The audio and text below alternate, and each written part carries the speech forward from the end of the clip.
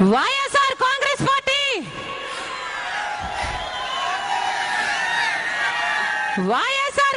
పార్టీకి చెందిన అంతమంది ఎమ్మెల్యేలు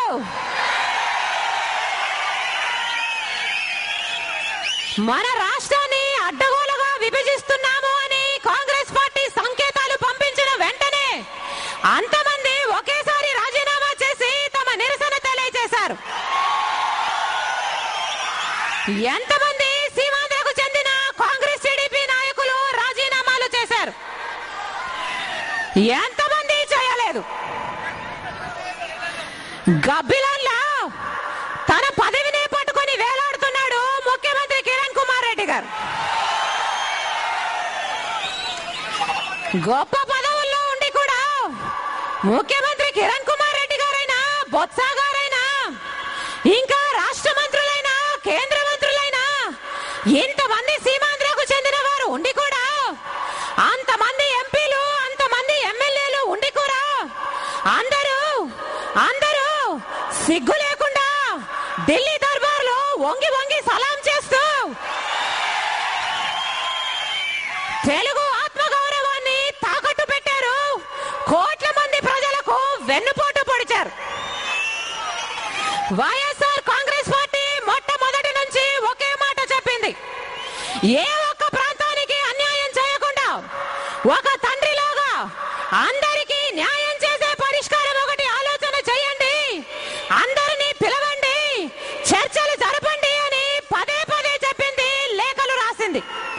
కానీ కాంగ్రెస్ పార్టీ వాళ్ళ నిరంకుశ ధోరణితో ఒక్కసారి కూడా మా ఉద్దేశం ఇది అని చెప్పలేదు, చర్చలు జరపలేదు. వాళ్ళ పార్టీకి వాళ్ళు ఒక నిర్ణయం తీసుకుని కోట్ల మంది ప్రజల నెత్తిన రుద్దాలని చూస్తున్నారు. అందుకనే వైఎస్ఆర్ కాంగ్రెస్ పార్టీ మళ్ళీ స్పష్టం చేస్తుంది, మీరు న్యాయం చేయలేకపోతే ఆ అధికారాన్ని గాని, ఆ బాధ్యతలు గాని మీరు ఎందుకు తీసుకున్నారు? న్యాయం చేసే సత్తా మీకు లేకపోతే విభజించే హక్కు మీకు ఎక్కడుంది అని కాంగ్రెస్ పార్టీని ప్రశ్నిస్తుంది వైఎస్ఆర్సీపీ. సమన్యాయం చేసే ఉద్దేశమే మీకు లేదని తేలిపోయింది కనుక మన రాష్ట్రాన్ని యథాతథంగా ఉంచాలని వైఎస్ఆర్ కాంగ్రెస్ పార్టీ డిమాండ్ చేస్తుంది. న్యాయం చేయటం మీకు చేత కాదని తేలిపోయింది కనుక మన రాష్ట్రాన్ని సమైక్యంగానే ఉంచాలని వైఎస్ఆర్ కాంగ్రెస్ పార్టీ డిమాండ్ చేస్తుంది. అంతవరకు జగనన్న నాయకత్వంలో వైఎస్ఆర్ కాంగ్రెస్ పార్టీ వెనుకడుగు వేయకుండా ఎందాకైనా ప్రజల కోసం పోరాడుతూనే ఉంటుందని మీకు మాటిస్తున్నాం.